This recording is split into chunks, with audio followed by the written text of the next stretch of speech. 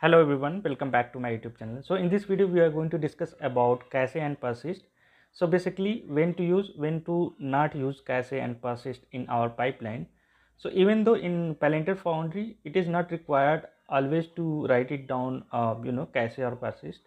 So just because the reason behind is we don't just like Palantir used to take care of cache in the background. So basically when you are trying to click a preview of your, once you have written the code in code repository, once you are trying to click a preview, then in the background cache used to assign.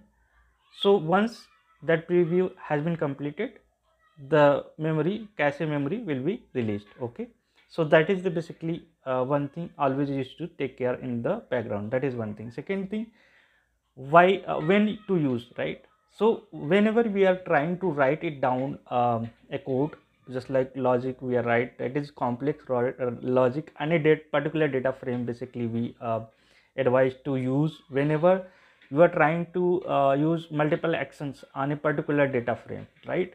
So in that complex logic you have to write it down the cache. Okay, even though 80% of our jobs in pipeline, basically we don't really require to write it down cache. So even though if you are going for the interview, so you can explain this in this manner, like always we try to not avoid to write it down, cache, this kind of uh, technique mostly we don't try to write it down. Okay, always.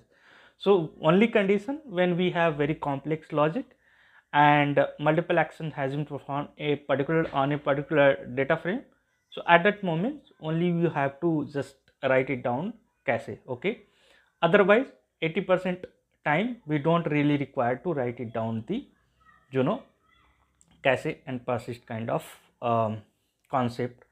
So basically I hope you understand this point. If you have any queries, then you can ping me, or if you wanted to just going for preparation of interview Palantir Foundry, or you are just looking for the training, so I used to provide the trainings for the Palantir data engineer.